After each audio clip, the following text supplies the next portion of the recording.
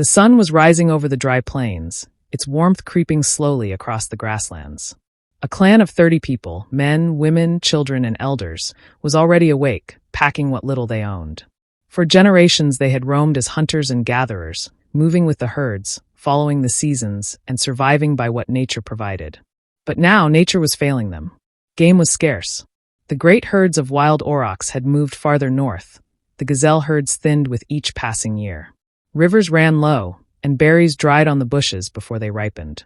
The clan's leader, an old man named Taran, carried deep lines on his face carved by both the sun and worry.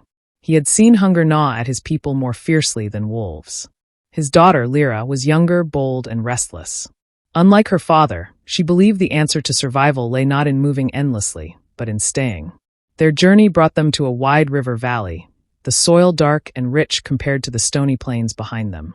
Tall grasses swayed in the breeze, dropping tiny seeds that clung to their feet. The clan paused here, drinking deeply from the river and watching flocks of wild ducks settle in the reeds. It was Lyra who spoke first. "Here," she said, pointing to the ground. "Here the earth gives freely. If we take its seeds and bury them, it may give again." Her words stirred murmurs. The elders frowned, shaking their heads. For them, survival meant moving with the world, not bending it to their will. "Seeds are food," Taran muttered, "not something to be hidden in the dirt." Yet the younger hunters, exhausted from chasing ever-dwindling prey, exchanged glances of interest. Perhaps the girl was right. That evening, as smoke from their fires curled into the dusk, they argued. Some said the earth could not be trusted. If they stayed too long, other tribes might find them, or worse, disease might come. Others, mostly the younger ones, argued that chasing animals had brought nothing but empty bellies. Why not try to grow what the earth already offered? The debate lasted deep into the night. At last, hunger made the decision. With nothing left to lose, they agreed to test Lyra's idea. She and a few others gathered the wild grains from the grasses, shaking them into woven baskets. They dug shallow furrows with sticks and pressed the seeds into the earth. It was a small act, almost laughable compared to the great hunts of the past. But something shifted in that moment, the first step onto a new path. The following weeks were uneasy. While some stayed to watch the ground, others still hunted and gathered. But the hunts grew shorter and more bitter. The animals were gone, the land empty. Slowly, more eyes turned to the little patch of earth where the seeds had been buried. Could food truly rise from the ground like magic? The first sprouts came after the rains. Thin green shoots poked from the soil, fragile but alive. The children squealed with delight, and even the elders fell silent. Lyra's heart swelled. She had seen the earth answer them. But Taran, her father, remained cautious. "Green is not grain," he warned. "Do not trust it until it fills your belly." Life in the valley was not without hardship.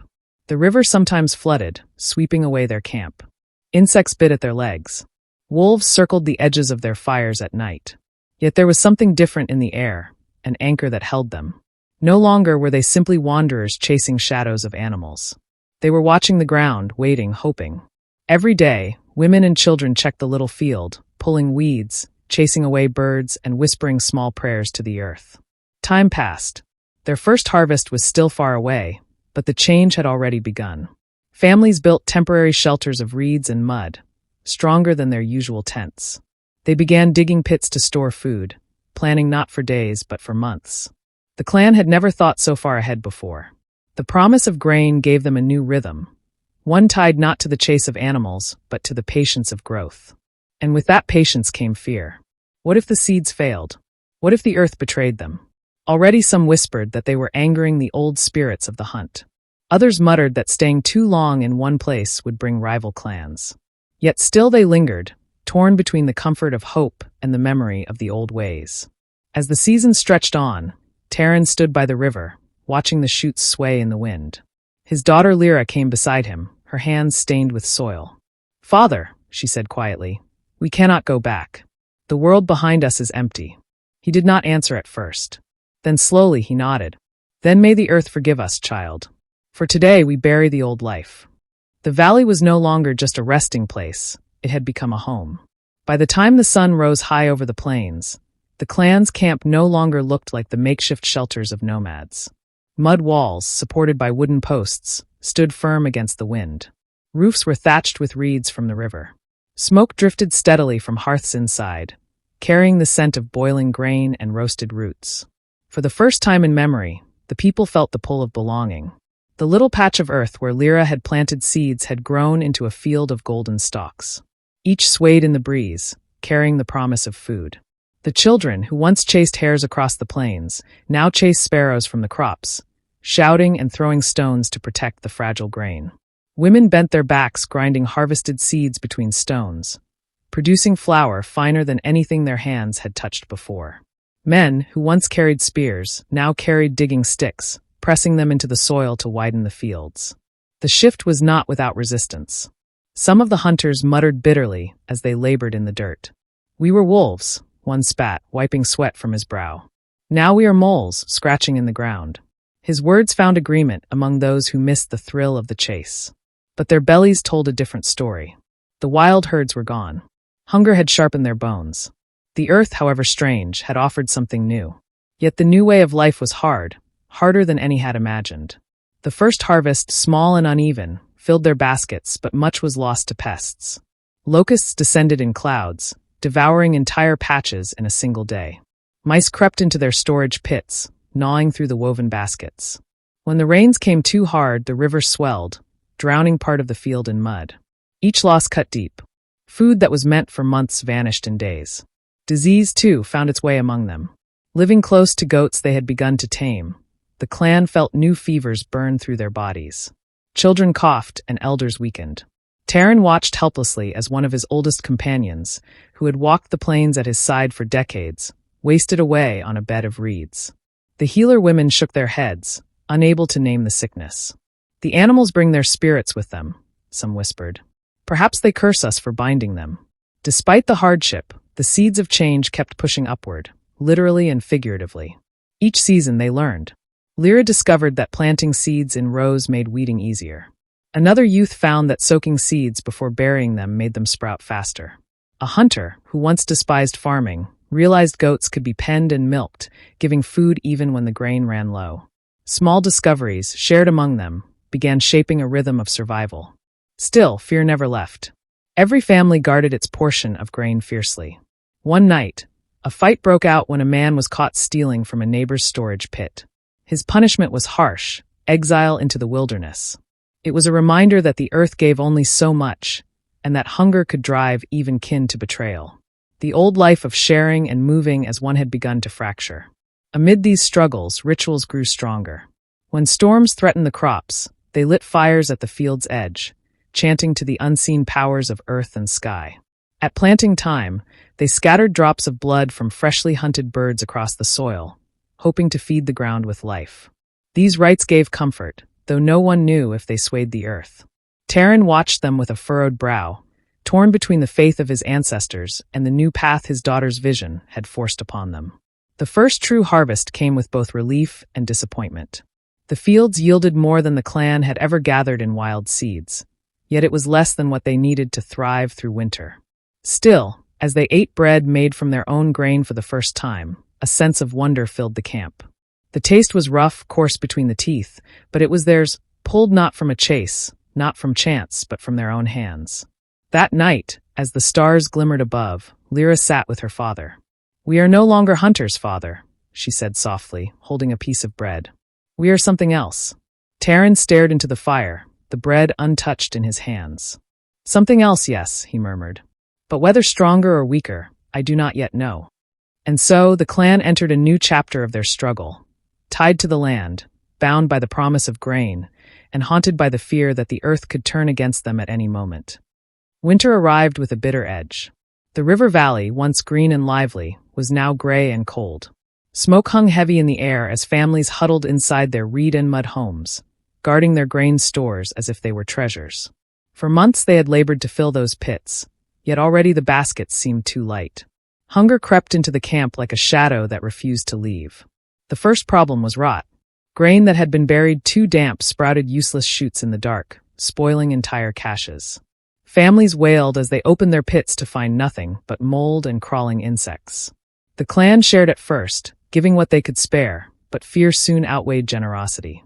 When one family's children cried through the night with empty bellies, Others covered their ears and tightened their grip on their own stores.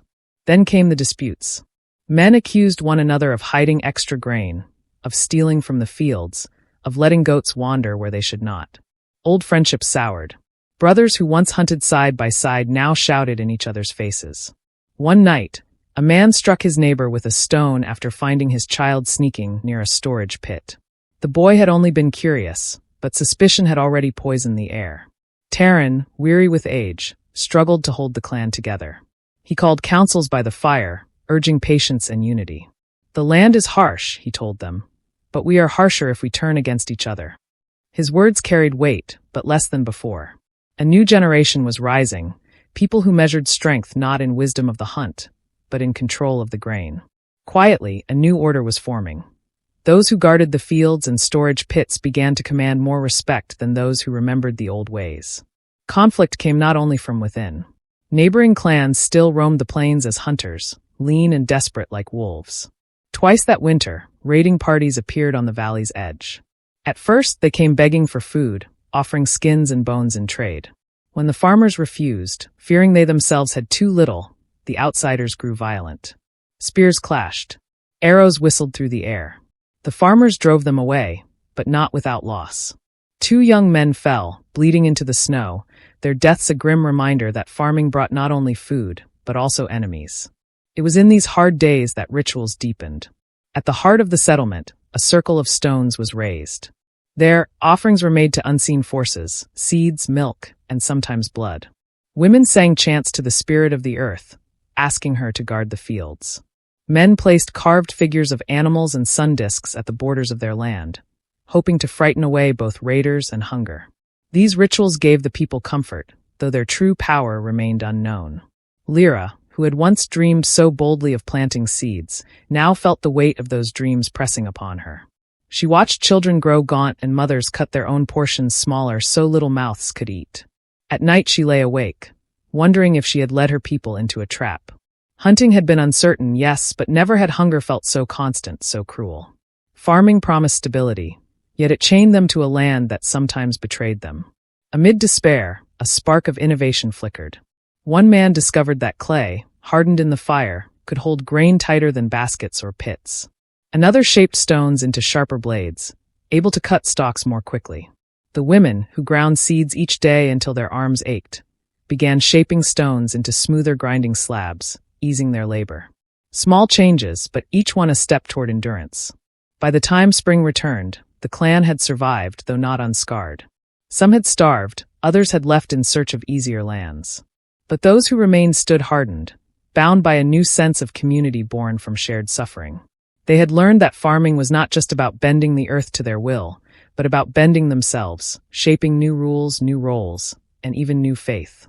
One evening, as the first shoots of green rose once more from the fields, Taran gathered the people. His voice was hoarse but steady. "We have buried friends and shed blood," he said. "But we still stand. The land tests us, but it also feeds us. If we endure, our children will endure. We are no longer wanderers. We are people of the soil." The clan murmured in agreement, their faces lit by the glow of fire. Lyra felt both pride and unease. She knew her father was right. There was no turning back. Yet deep within, she wondered what price they would continue to pay for the promise of the earth. The seasons turned once more, and the valley awoke with the song of birds and the shimmer of green fields. Where once there had been nothing but wild grasses, now stood patches of orderly grain, fenced with reeds and guarded day and night.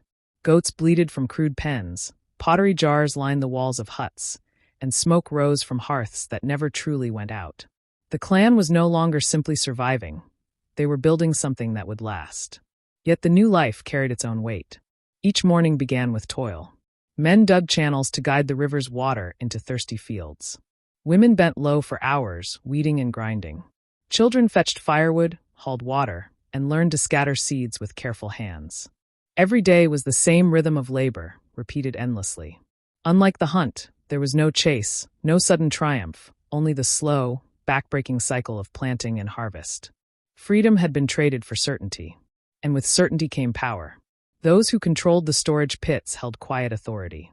When disputes arose, the question was no longer who had the strongest arm or keenest spear, but who had the right to decide how much grain could be spared? Leaders were chosen not for their skill in the hunt, but for their ability to guard food and direct labor. Terran, once respected as a hunter and elder, now leaned heavily on his daughter Lyra, whose vision of farming had carried the clan this far. But even she felt the change. Her voice was listened to less for wisdom, more for how much food she could promise. Inequality began to creep like roots beneath the soil.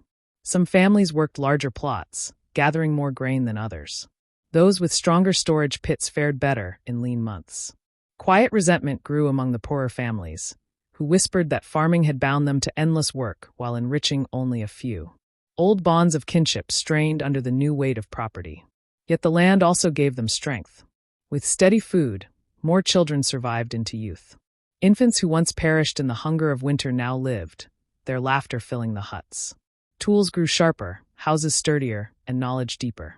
Each season taught new lessons: when to sow, when to harvest, how to store. Slowly, they began to master the rhythm of the soil, though the soil mastered them in return. But farming's price was steep. Illness spread more often now. Living close to animals brought strange fevers and sores. Waste left too near their homes tainted their water. Where once sickness struck only in rare bursts, now it lingered, stealing strength even when food was plentiful. The people began to understand that the earth gave life with one hand and took it with the other. Still, the clan adapted. Pottery became their ally, protecting grain from pests. Clay walls kept goats safe at night. Fire-hardened bricks made sturdier homes. They learned to store water in jars against drought, to burn fields before planting to keep weeds at bay. Piece by piece, they reshaped their world and themselves. On a cool evening, as the sun bled into the horizon, Terran stood for the last time before his people. His voice, weak with age, carried across the firelit circle. "We have walked far," he said. "We hunted the herds until they fled us. We planted seeds and chained ourselves to the soil. We have bled, we have starved, we have endured. This land has made us something new. We are no longer wanderers. We are keepers of the earth." The people bowed their heads, murmuring in agreement. When Terran passed soon after, his body was buried not on the plains, but within the valley, near the fields he had once doubted. It was a sign that their roots, like the grain, were now planted deep. Lyra, now a woman grown, stood at the edge of the fields with her younger brother beside her. The stalks swayed in the wind, golden under the fading light. She remembered the first time she had pressed seeds into the earth, trembling with both hope and fear. Now, the valley was full of life, but also full of chains. Her brother asked softly, "Do you think the earth will always feed us?" Lyra looked over the fields, the huts, the smoke, and the people bound to their endless labor. She felt pride, but also sorrow. "The seed we buried was not just grain," she whispered. "It was us. We are bound to it now for all our days." And so it was. 8,000 years ago, the first farmers sowed not only crops, but the roots of civilization itself. Harvests that would feed empires, faiths, and nations, but at the cost of freedom. From that moment, humanity was forever changed. There would be no going back. If you enjoyed this story, don't forget to like, subscribe, and hit the bell for more epic adventures.